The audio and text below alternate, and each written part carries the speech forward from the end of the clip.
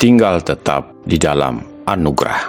Saudara-saudara, dalam pertemuan sebelumnya, kita telah berbicara tentang hal murtad. Dan saya berjanji bahwa kita akan membahas soal tinggal tetap di dalam anugerah. Maka dalam kesempatan yang baik ini, kita akan membicarakan topik itu. Namun sebelum kita melanjutkan pembahasan ini, mari kita datang kepada Tuhan di dalam doa. Bapa di surga, kami bersyukur untuk kesempatan yang sangat baik yang Tuhan berikan kepada kami. Sekarang kami akan mempelajari satu kebenaran, yaitu dengan judul tinggal tetap di dalam anugerah. Kami mohon anugerah Tuhan untuk menerangi hati dan pikiran kami, supaya kami mengerti apa yang kami bicarakan pada saat ini. Di dalam nama Tuhan Yesus, kami berdoa. Amin. Saudara-saudara, jika dilihat dari sisi kehendak dan kedaulatan Allah, maka keselamatan manusia sepenuhnya tergantung pada kedaulatan Allah. Sebab Allah bisa melakukan segala sesuatu. Masalah utama dari para pengagum sekali selamat, selamanya tetap selamat adalah mereka mengabaikan sama sekali aspek tanggung jawab manusia. Sehingga teologi mereka lebih mirip dengan ajaran filsafat. Mereka merujuk pada ayat-ayat tertentu lalu mengabaikan ayat-ayat lain yang bertentangan dengan kepentingan mereka. Mereka juga menyangkal adanya fakta bahwa manusia diciptakan dengan kemampuan berpikir dan kesanggupan membuat keputusan, sehingga penciptanya menuntut tanggung jawab dari keputusannya. Sangat sulit untuk menerima secara akal sehat.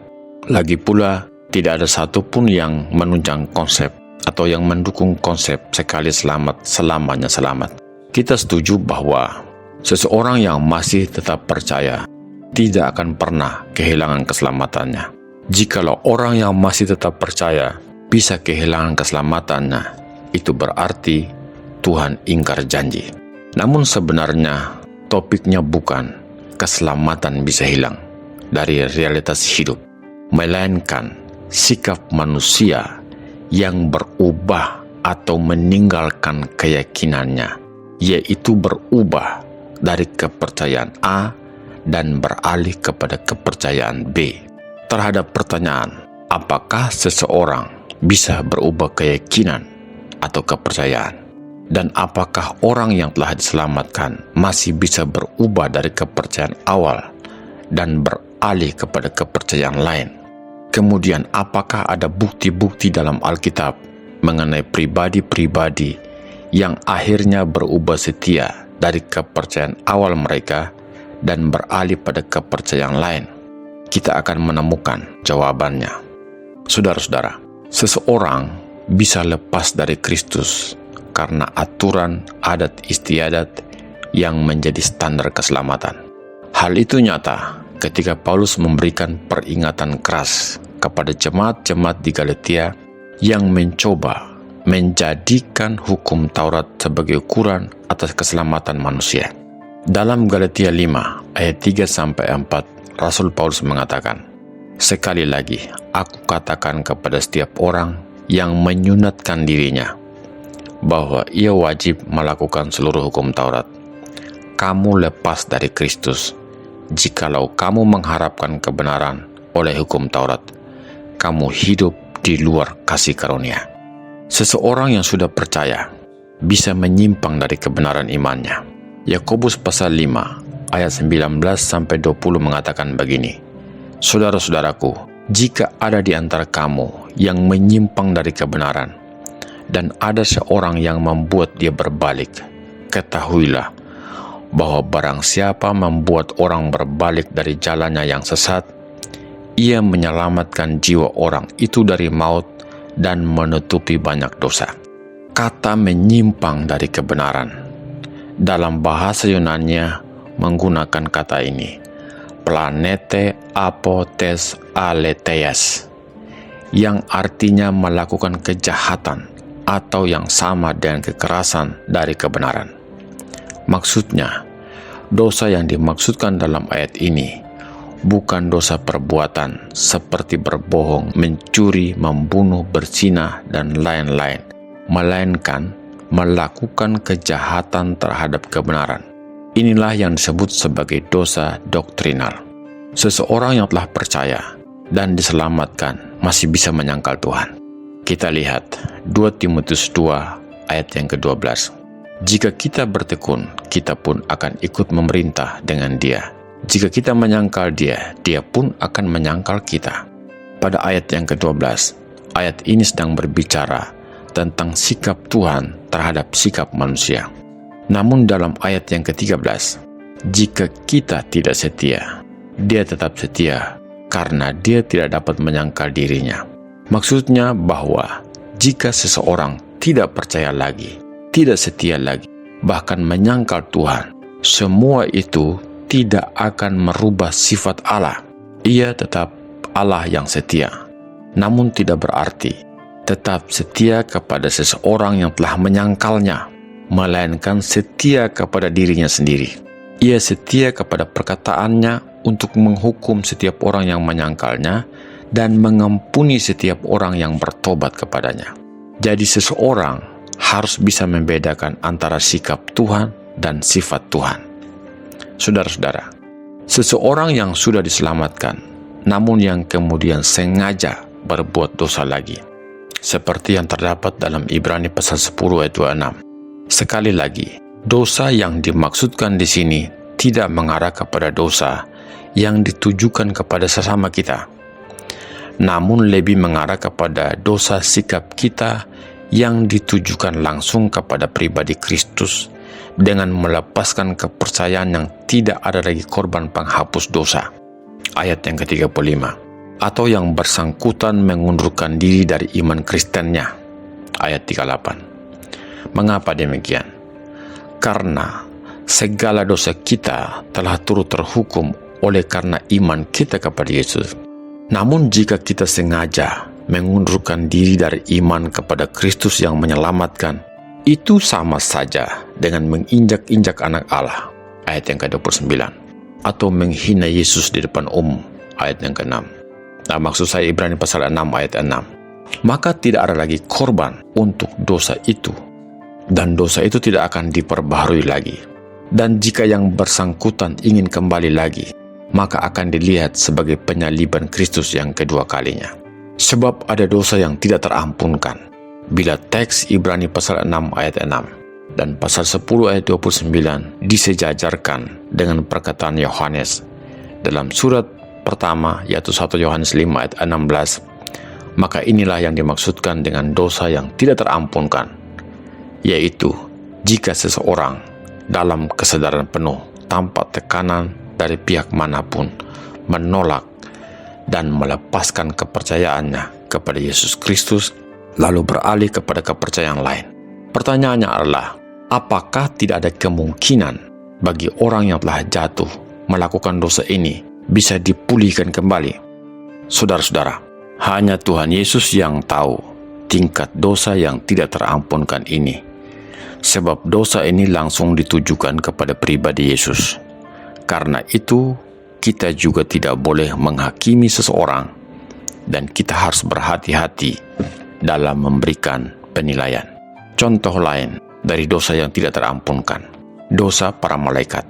Ada banyak malaikat yang melayani Allah di sorga, namun ada malaikat yang turut bersama dengan Lucifer memberontak kepada Tuhan. Yesaya pasal 14 dan Yehezkiel pasal 28. Dosa pemberontakan mereka tidak terampunkan oleh Tuhan. Sebagian dari mereka sudah dihukum di neraka. Yudas 6-9. Mengapa dosa para malaikat tidak bisa diampuni?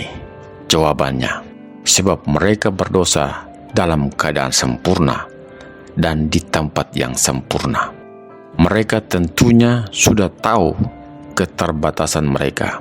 Mereka juga sudah tahu akibat pemberontakan mereka, dan mereka melakukan dosa pada saat sedang menikmati kemuliaan surgawi, namun dengan sengaja menolak dan memberontak kepada Allah, lalu ingin menggantikan Allah sebagai penguasa atas alam semesta ini. Yang berikut adalah dosa menghujat Roh Kudus. Dosa yang menyalibkan Kristus 2 kali dan mengundurkan diri. Ibrani pasal 10 ayat 38. Kata mengundurkan diri menggunakan kata huposteletai. Artinya, tidak ada pihak lain yang membuatnya berbalik atau mengundurkan diri, melainkan dirinya sendiri. Artinya, bukan disebabkan oleh pihak ketiga. Saudara-saudara, sebenarnya peringatan Tuhan terhadap bahaya dari ajaran-ajaran sesat yang membinasakan sudah sangat jelas. Saudara bisa baca dalam 2 Korintus pasal 11 ayat 3-4, 2 Tesalonika 2 ayat 3, Ibrani 13 ayat 9, 2 Petrus 2 ayat 1, yaitu adanya para guru-guru palsu yang akan menyerang kekristenan dengan ajaran palsu yang menyesatkan dan membinasakan jiwa manusia. Maka sudah tentu akan ada orang-orang percaya yang tersesat jika tidak tetap di dalam ajaran yang sehat dan benar. Seandainya konsep sekali selamat selamanya akan tetap selamat benar, maka peringatan Rasul Paulus dan Petrus tidak akan bermanfaat dan sangat bodoh bagi para pendengar mereka pada saat itu. Dan siapa yang bisa menjamin bahwa seseorang bisa terhindar dari kesesatan? Saudara-saudara, kita harus memahami kebenaran ini dengan baik. Allah memelihara keselamatan kita, namun manusia bertanggung jawab untuk tetap tinggal di dalam ajaran dan kepercayaan kepada Kristus. Sekali lagi, saudara bisa baca 1 Korintus 15 ayat 2, Ibrani 3 ayat 6 dan ayat 14, pasal 6 ayat 4-6, pasal 10 ayat 35 dan 38, dan 2 Yohanes 1 ayat 9. Allah yang melakukan tindakan penyelamatan. Namun manusia masih menantikan pengharapan kesempurnaan dari keselamatan itu. Saudara lihat Titus 2 ayat 13, Roma 8 ayat 23 dan 24. Bandingkan dengan Filipi 3 ayat 4-11, 1 Korintus 9 ayat 27. Kegagalan dari para pengagum konsep sekali selamat selamanya akan tetap selamat pada umumnya terletak pada bagaimana memahami tentang dosa. Mereka gagal memisahkan antara dosa perbuatan dengan dosa doktrinal. Setelah seseorang percaya kepada Yesus sebagai Tuhan dan Juru Selamat secara pribadi, maka ia percaya bahwa semua dosanya telah disalibkan di kayu salib. Jadi intinya, segala dosa perbuatan yang ditujukan secara langsung kepada sesamanya, seperti pembunuhan, pencurian, persinahan, dan lain-lain telah digantikan oleh Tuhan Yesus di atas kayu salib. Namun apabila seseorang yang telah percaya kepada Tuhan Yesus, yang telah diselamatkan dari hukuman dosa dan hukum maut, dan kemudian datang kepada seorang pengajar yang dengan berbagai tipuan akhirnya mengikuti ajaran itu, menyangkali kealahan dan kemanusiaan Kristus, maka orang tersebut telah tidak berpegang teguh pada keyakinan imannya yang semula. Inilah yang dinamakan dengan dosa doktrinal. Jadi dosa doktrinal itu berbeda dengan dosa perbuatan. Dosa doktrinal ini bukan dosa perbuatan, melainkan sebuah perubahan sikap hati yang berhubungan dengan sikap hati setia sampai mati dan sikap hati yang tetap teguh. Dosa perbuatan bisa terampuni sebab Yesus adalah setia sebagai pengantara dan selalu mengampuni kita jika kita mengaku dosa kita. Dosa perbuatan bisa terampuni oleh Yesus. Dari pembahasan ini terlihat sangat jelas bahwa benar keselamatan adalah anugerah dari Tuhan. Namun bukan berarti manusia tidak berpotensi untuk menolak anugerah itu. Manusia tidak diciptakan seperti robot yang bisa dikendalikan begitu saja oleh sang operator. Manusia telah diciptakan serupa dan segambar dengan Allah. Karenanya dalam dirinya ia memiliki potensi-potensi ilahi yang membuat ia mampu mengambil keputusan yang tepat pada segala situasi hidup, termasuk dalam hal menentukan apakah ia tetap memilih Kristus Yesus sebagai Tuhan dan Juru Selamatnya atau memilih meninggalkan lalu menganut kepercayaan lain. Demikian halnya persoalan hal dilahirkan kembali menjadi dasar keyakinan orang percaya. Ini merupakan anugerah Allah bagi manusia yang melahirbarukan sehingga ia layak memperoleh keselamatannya di dalam anugerah Kristus. Seseorang yang telah dilahirbarukan atau telah dilahirkan kembali memperoleh keselamatannya. Namun keselamatan bukan suatu produk atau tiket masuk surga, tetapi suatu hubungan.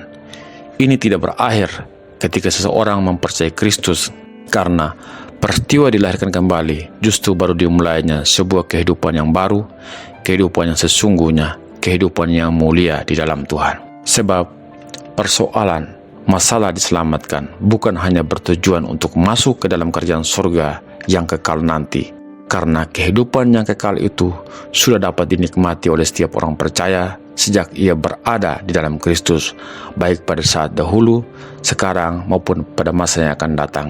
Kekekalan sudah berlangsung saat ini, saat seseorang percaya kepada Yesus Kristus. Yohanes 17 ayat yang ketiga. Karena itu, orang yang sudah dilahirkan kembali harus membiasakan diri untuk berperilaku sebagai manusia kekal dalam dunia ini, yaitu dengan meneladani sifat dan tindakan Kristus.